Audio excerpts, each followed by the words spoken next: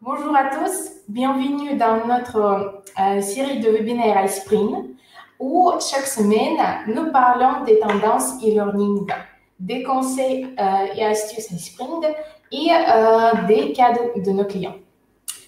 Bien sûr, des trucs, etc., les informations détaillées de notre solution iSpring et iSpring Suite Max. Je m'appelle Irina Bonnard. Je suis responsable de Zone iSpring Solutions, de zone francophone, on peut dire. Et aussi, bien sûr, je suis ravie de vous présenter ce thème très intéressant. Et le thème est scénario de branchement, guide de A à Z pour la création et la mise en œuvre de la formation et de la scénario. Notre cours commence par la partie introduction qui comprend une diapositive de titre qui montre le sujet principal du cours, une diapositive d'introduction où les apprenants peuvent trouver des informations sur les sous-thèmes qui seront couverts dans le cours, et une diapositive avec les instructions afin que nos étudiants sachent exactement comment ils peuvent suivre le cours. Ensuite, nous passons à la diapositive du menu principal, où différents scénarios de branchement devraient commencer. Commençons par la paramètre de la navigation à l'aide des boutons. J'ai déjà ajouté des boutons aux diapositives en insérant des formes et du texte. Pour utiliser ces boutons pour naviguer entre les diapositives sur notre scénario, nous avons besoin d'insérer des liens hypertextes. Et à titre d'exemple, nous allons le faire pour le bouton Petit déjeuner. Je vais cliquer sur Petit déjeuner et après Insertion. Après, je dois choisir Hyperlien. Je clique sur et je dois choisir le slide 5 qui inclut les informations de ce repas. Voilà. Alors, nous devons après, bien sûr, appliquer oui et pour notre changement a été appliqué sur ce slide, sur cette image. Nous voulons, bien sûr, dans notre cas, c'est les diapositives, c'est 5, super, ok. Ensuite, nous devons ajouter des liens vers le lien du bouton de ces diapositives, mais j'ai déjà fait, bien sûr, pour gagner du temps, toutes les hyperliens pour le déjeuner et pour le dîner, et aussi pour ce bouton, je suis prêt pour l'édition. À titre d'exemple, je souhaite... voilà, passons maintenant à la diapositive suivante. Ici, nous devons configurer la ramification en fonction des macronutriments sur lesquels l'utilisateur souhaite en savoir plus.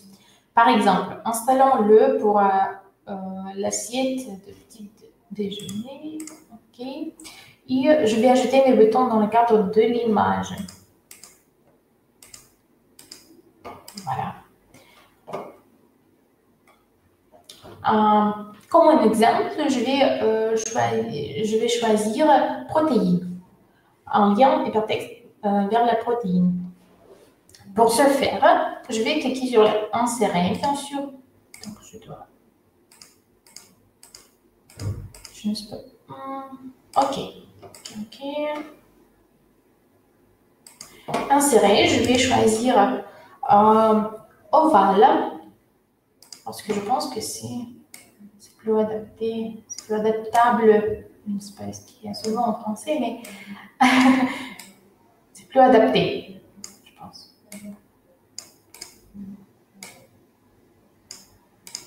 Super. Et après, ensuite, je dois revenir vers le bouton Insertion et choisir Hyperlien. Pour les protéines, ce devrait être la diapositive 8. Je clique sur le 8 Et bien sûr, sur ces diapositives, nos étudiants peuvent en apprendre davantage sur ce micronutriment. Ensuite, nous devons aller au format et modifier le remplissage de forme. Je dois choisir non fill, aucun remplissage et aussi aucun forme, aucun forme couleur, contour outline, contour non, de sorte que notre forme ne colle pas à partir de l'arrière-plan de l'image. Voilà. Nos scénarios sont presque prêts. Et maintenant, nous allons passer à la prochaine partie importante de la mise en place d'un cours de branchement. Comme nous l'avons mentionné plus tôt aujourd'hui, le branchement sert à offrir une liberté de navigation aux utilisateurs et à rendre le processus d'apprentissage plus interactif. Cependant, nous devons vérifier les connaissances des utilisateurs pour nous assurer qu'ils maîtrisent parfaitement le cours. À cette fin, la fonctionnalité d'Iceprint Suite est certainement utile. Notre cours comporte plusieurs quiz. À la fin de chaque module, pour vérifier dans quelle mesure les utilisateurs ont assimilé les informations contenues dans ces modules. Bien sûr, il est parti du déjeuner et c'est lié avec protéines, graisses et puis bon, avec les micronutriments. Iceprint Suite vous permet de configurer des branchements en fonction des résultats du quiz et voilà, je dois choisir ce quiz en fait. Et ainsi, nous pouvons amener l'utilisateur au module suivant s'il réussit le quiz ou le rediriger vers le début du module s'il échoue au quiz, afin qu'il puisse relire le matériel et reprendre le quiz, bien sûr. Cela semble intéressant, n'est-ce pas? Voyons maintenant comment cela fonctionne. Pour mettre en place le branchement qui dépend des résultats du quiz, je vais utiliser la propriété de diapositive. Dans Iceprint Suite, bien sûr, j'ai déjà fait ça à Iceprint Suite et j'ai choisi le quiz que je souhaitais de ramifier. Mais tout d'abord, je aussi souhaite vous expliquer ce que nous pouvons faire dans cette fenêtre propriété des diapositives. Sur les options avancer la diapositive, vous pouvez définir l'avance à la diapositive suivante pour qu'elle soit automatique ou au clic. Et vous pouvez spécifier la durée de l'affichage de chaque diapositive, si la diapositive est automatique. Il existe également une fonction de verrouillage que vous pouvez utiliser pour verrouiller la navigation des boutons. C'est aussi possible d'utiliser ici. Et si vous souhaitez ajouter des informations sur la présentateur du cours ou une musique de fond, vous pouvez le faire en cliquant respectivement sur présenteur ou playlist. Ou ici, il y a la variante de mettre rapidement sur chaque slide, choisir chaque slide ou ici. Revenons maintenant aux paramètres de branchement. Et en fait, je vois que nous avons déjà choisi, mais par défaut, vous verrez toujours la diapositive suivante, en fait. Voilà. Bien sûr, pour créer la bonne ramification de ce quiz, c'est ça, je vais choisir une variante que nous avons déjà créée. C'est la diapositive. Si votre apprenant a réussi le quiz, il redirige sur le 4, sur la diapositive 4. Et si en cas d'échec, il doit revoir toutes les informations de cette des protéines, on peut dire. Voilà, numéro 4 et numéro 8. Et je clique oui après pour enregistrer et bien sûr sauvegarder nos... et après, bien sûr, Je souhaite aussi de bloquer les slides 4, 5, 6 et 7 avec le menu et hyperlien pour ils ne peuvent pas verrouiller. Voilà, je vais vérifier ces pages. Votre apprenant ne puisse pas naviguer par bouton. Super. Et bien sûr, cliquant sauvegarder et fermer, nous sauvegardons toutes les modifications.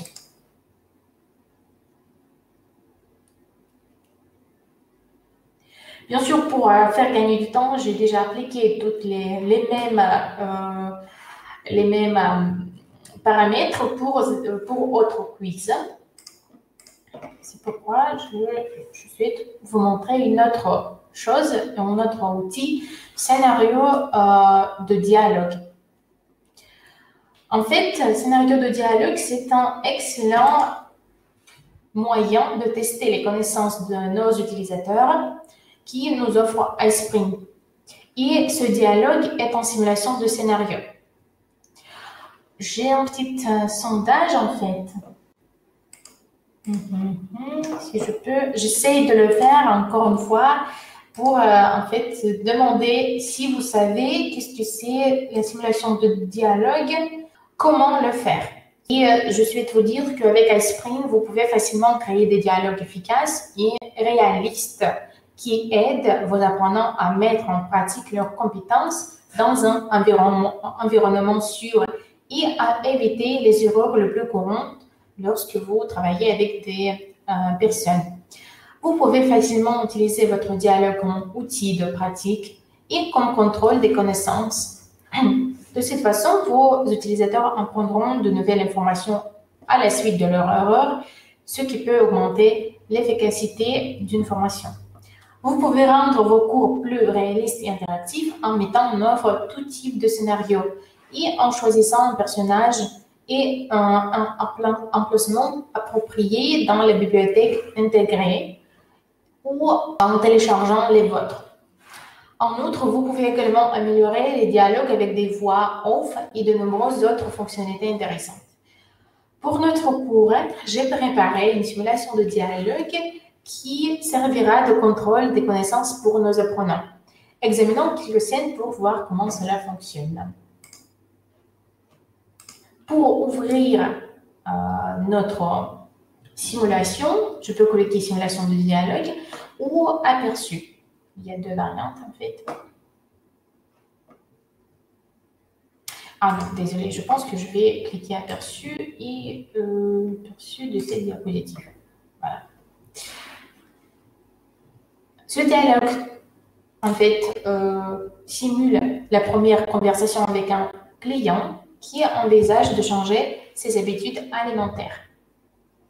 Notre objectif en tant que nutritionniste, novice, est non seulement de partager nos connaissances sur la nutrition des cours, mais aussi pour soutenir le client dans leur inspiration. Notre dialogue débute par une scène d'accueil et une description de la situation pour l'apprenant afin de l'émerger dans l'histoire réelle. Il s'agit d'une partie importante de tout dialogue car l'utilisateur doit comprendre pleinement la situation et afin de réfléchir dans la bonne direction et de prendre les bonnes décisions. Et puis, j'ai déjà cliqué sur le bouton démarrer, start, pour prendre quelques scènes à titre d'exemple. Dans la première scène, la cliente se présente et parle de son problème. Nous devons choisir une phrase avec laquelle continuer le dialogue. Disons, cool, j'ai hâte de commencer. Qu'est-ce que vous mangez habituellement pour le déjeuner? D'après ce que nous pouvons voir, cette réponse n'était pas appropriée pour cette situation, car nous nous sommes précipités pour poser des questions avant d'engager la conversation avec le client. Pour faire savoir aux apprenants qu'ils ont fait une erreur, nous ajoutons un message de retour avec une explication. Et nous pouvons également voir que nous n'avons obtenu aucun point pour cette réponse. Maintenant, en cliquant sur « Continuer », nous avons une chance de rejouer la scène en choisissant la bonne réponse. Maintenant, voyez ce qui s'est passé. Nous avons choisi la bonne réponse et nous avons pu passer à la scène suivante et bien sûr obtenir des points. 5 points. Dans cette scène, nous n'avons qu'une seule réponse et bien sûr, nous allons, je vais cliquer bien sûr sur cette réponse et je vais passer à la scène suivante. Maintenant, nous pouvons voir une description des repas de notre client. Essayons de répondre que tout va bien et que le client n'a pas besoin de changer que ce soit.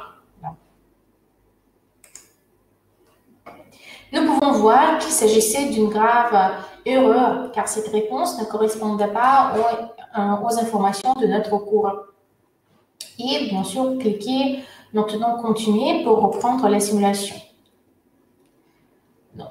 Voilà, désolé, c'était pas paramétré parce que j'ai pas passé le quiz et je vais montrer aussi comment rediriger si votre apprenant, voilà, j'ai déjà en fait montré dans le paramètre de diapositive, mais il faut cliquer aussi sur cette simulation de la ramification. Voilà. Ok, je souhaite peut-être vous montrer un petit peu sélectionner et en fait, avec les bonnes réponses, je vais vous montrer comment terminer la simulation. Je vais vous montrer comment, qu'est-ce qu'il voit votre apprenant, s'il a terminé, s'il a complété bien les réponses, toutes les réponses. J'essaie de le faire en fait avec vous. Voilà, je choisis une bonne variante, c'est la deuxième. Deuxième et 1. Super. Voilà, je dois obtenir 30 points pour, bien sûr, passer et réussir mon quiz. Après, je pourrai le bouton suivant et je peux terminer le module. Voyons maintenant en quoi ressemble notre arbre de dialogue. Je pense que c'est plus intéressant. Je vais cliquer simulation de dialogue. Et ok, donc j'essaie de le... Oh, voilà.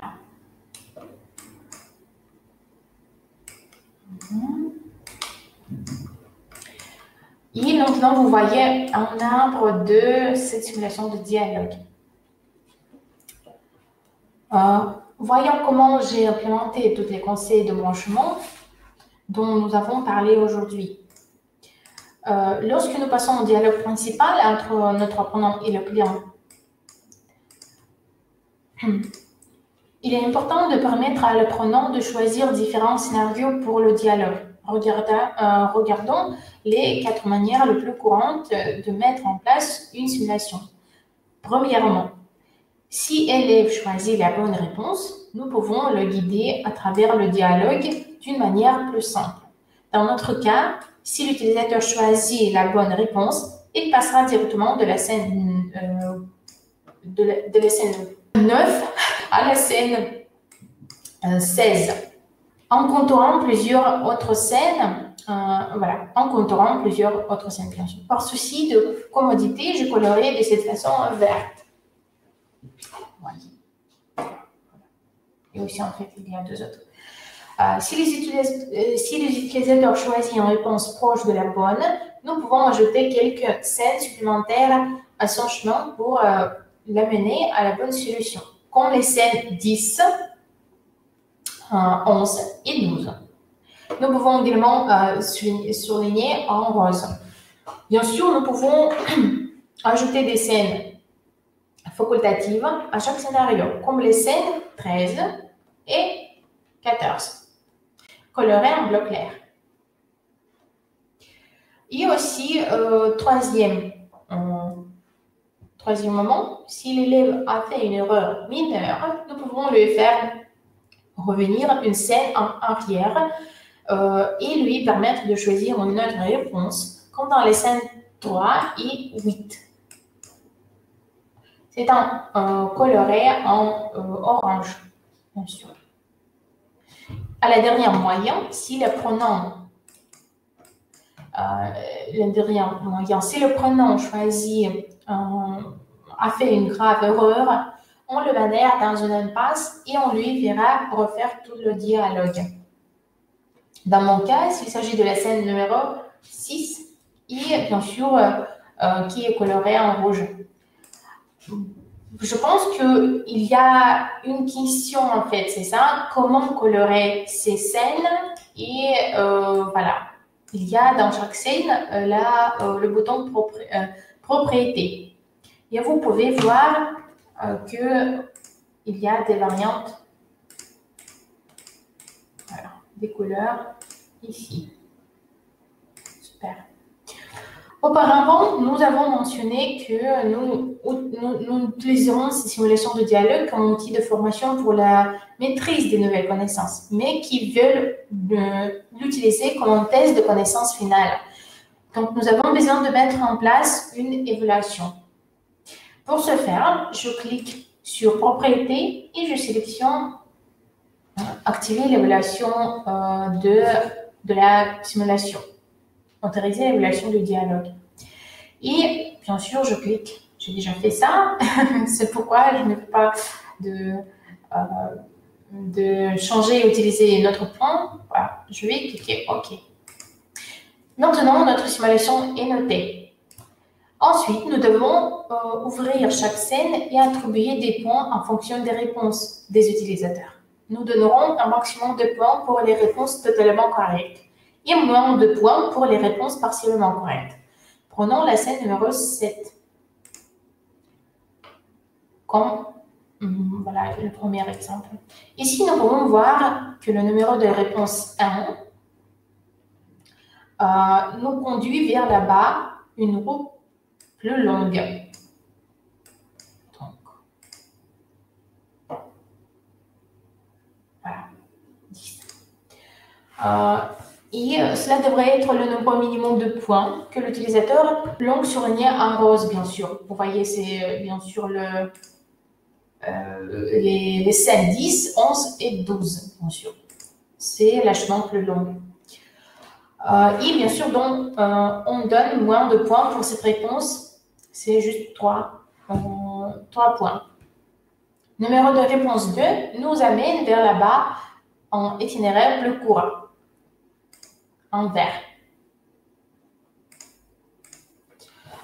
Et bien sûr, la plus bonne réponse dans cette scène, donc nous donnons le nombre maximum de points pour cette réponse, 5. Les derrière nous conduit de réponse à l'impasse, numéro 6, vous voyez, en rouge. Et bien sûr, nous ne donnons pas aucun point dans cette variante. J'ai déjà attribué des points au reste des scènes basées sur la même technique. Et afin de gagner, bien sûr, vous comprenez, si je vais appliquer des points pour chaque scène, ça prend, je ne sais pas, une semaine, peut-être dans mon cas. Parce que il faut toujours maîtriser dans ces petits pour comprendre et pour rapidement construire la simulation. Et bien sûr, vous comprenez ce que j'ai créé et j'ai regardé ce cours, mais bien sûr, je n'ai pas créé moi-même ce module complètement. Voilà. Et bien sûr, la dernière étape que nous avons ici est que nous devons revenir à propriété. Bien sûr, et configurer une note de passage. Une note de passage. Cela devrait être le nombre minimum de points. C'est 30 points. Il faut juste, comment dire, compter les bonnes variantes, tout d'abord, et diviser, comment dire, pas diviser en fait. Par exemple, si vous avez 5 bonnes variantes, les meilleures variantes des réponses, bien sûr, vous choisissez par exemple 100 points pour cette réponse. Et si vous comptez combien de bonnes variantes vous avez, et par exemple, chaque variante, bonne variante, meilleure variante en fait, donne 5 points, et on a par exemple 6 réponses correctes, nous pouvons bien sûr fixer le seuil de réussite 30. Alors, nous allons déjà appliquer ça. Bien sûr, nous devons enregistrer et retourner au cours. La dernière étape de la configuration du branchement pour notre cours consiste à ajuster le branchement en fonction des résultats de la simulation. Nous allons définir le branchement ici exactement de la même manière que nous le faisons pour les quiz. Pour ce faire, je vais cliquer en propriétés des diapositives et je dois cliquer par défaut. En fait, par défaut, comme j'ai déjà expliqué, ça amène sur la diapositive suivante et voilà, sur la diapositive suivante par défaut. Dans notre variante, pour la simulation de dialogue, je vais choisir tout d'abord si l'utilisateur sera choisi compléter mon dialogue. C'était un réussi, c'est ça, je dois lui proposer de terminer la formation et il peut fermer une fenêtre. Ou en fait, il y a la variante de suivre sur la 21 slide avec félicitations. Je pense que c'est plus intéressant qu'il doit suivre sur la page derrière avec seulement félicitations. Et aussi, s'il échoue la simulation de dialogue, je lui propose à reprendre et revoir toute l'information de notre module sur le slide 4. Et c'est tout. Je vais appliquer tout ça et sauvegarder et fermer. Oui, super. Je vais verrouiller ce slide.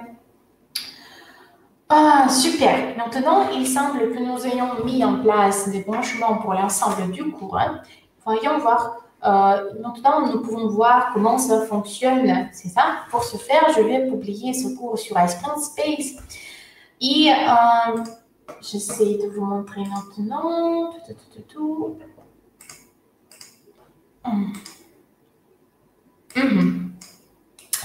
Ce space, qu'est-ce que c'est? Maintenant, je dois vous expliquer qu'est-ce que c'est. C'est bien sûr, stockage des cours. Tout d'abord, c'est comme la plateforme relativement nouvelle comme Iceprint Learn, mais c'est un espace où vous pouvez stocker vos cours. Et aussi, bien sûr, disposer d'un autre fichier, par exemple Excel, Word, PowerPoint et les autres. Et un grand avantage de cet espace et de cet endroit, en fait, vous pouvez à la fois travailler en collaboration avec vos collègues sur des cours et publier du contenu e-learning pour le partager avec vos utilisateurs finaux. Pour publier un cours, je dois cliquer sur publier et bien sûr indiquer mon identifiant et le mot de passe de mon space. J'ai déjà fait ça. Vous pouvez aussi nommer le contenu comme vous voulez et choisir, c'est très important, c'est pourquoi je souhaite accentuer l'attention de ce moment. C'est la qualité des images. Pour sauvegarder toutes les qualités des images, des animations, des vidéos, si vous voulez ajouter aussi des vidéos, etc., vous devez appliquer la qualité de ces objets, en fait. C'est ça. Pour notre programme, n'a pas décidé de compresser ou convertir votre PowerPoint présentation avec la perte de la qualité. J'ai choisi tout d'abord le format adaptif et haute qualité et après sans perte. Parce que si vous choisissez rapidement sans perdre, notre programme choisit d'habitude 70% de qualité. C'est pourquoi je vous propose tout d'abord cliquer adaptif pour vous pouvez vous-même choisir la qualité et après sans perdre. Dans ce cas-là, notre programme décide que vous avez choisi votre qualité et il doit choisir juste votre qualité pour convertir votre PowerPoint présentation. Et bien sûr, vous pouvez jouer avec petite taille, compression audio-vidéo, voilà. De plus, je dois vous montrer que vous pouvez choisir la taille. Il y a 3 variantes. Adapter le cours à la fenêtre du navigateur. Je vous propose d'utiliser cette option. Utiliser la taille de la diapositive d'origine, c'est la taille de PowerPoint, et mettre à l'échelle de la taille exacte. C'est ça. Vous voyez, il y a beaucoup de variantes, mais je vous propose d'utiliser cette variante. Et enregistrer. Et bien sûr, publier. Si vous cliquez publier, notre système vous enverra dans votre space, désolé. Alors, j'ai déjà fait ça et pour faire gagner du temps, je souhaite vous montrer cette formation dans mon space pour vous montrer le résultat final de notre cours. Voilà. Vous voyez maintenant que nous utilisons Browser et si vous choisissez dans taille de navigateur, vous pouvez voir le grand cours. Je clique suivant. Sur la première page, nous avons bien sûr l'introduction, les instructions. Voilà. Et maintenant, vous voyez que si j'ai choisi verrouiller ces slides, je ne peux pas cliquer suivant. C'est pourquoi je ne peux pas naviguer moi-même dans ce module en fait. Je dois choisir juste des variantes, petit déjeuner, déjeuner ou dîner. Je souhaite aussi vous expliquer que vous pouvez dans le lecteur de navigation, donc dans le bouton lecteur, dans l'outil auteur Esprit, ici, lecteur, vous pouvez paramétrer votre navigation. Ça veut dire que vous pouvez supprimer le blanc, les notes et les boutons de navigation. Nous avons créé le petit déjeuner, je clique petit déjeuner. Et après, je choisis protéines, la même chose. Je vais verrouiller le slide et c'est pourquoi je ne peux pas naviguer. Je vois bien sûr une petite interaction et je dois bien sûr lire les informations importantes, etc. Super. Et aussi, je dois regarder quel produit comporte protéines, beaucoup de protéines en fait. Super. Et à la fin, pour évaluer les connaissances de votre apprenant, je choisis, donc pas choisir en fait, je clique sur le quiz et vous proposez de compléter le quiz. Je vais choisir les variantes. En fait, je sais cette variante. Super. Et voilà, c'est ma faute. Désolée, je dois indiquer, bien sûr, la variante incorrecte. Et voilà. Super. Félicitations. Nous avons réussi avec vous le quiz. Et après, notre module propose aussi, bien sûr, de regarder les autres informations de déjeuner et dîner. Alors, merci beaucoup pour votre attention et j'espère que toutes les informations sont importantes pour vous et vous avez trouvé beaucoup d'informations intéressantes et nouvelles pour vous. Donc, merci beaucoup. Je vous souhaite très bonne journée. Bon appétit. Peut-être vous décidez maintenant de... merci. Et bien sûr, n'hésitez pas à me contacter par mail, chat, téléphone. Nous sommes ravis de vous aider et répondre à vos questions et vous aider à créer le contenu plus engageant, plus intéressant, plus en contenu parfait. Voilà. Merci, je vous souhaite une très bonne journée à tous et au revoir.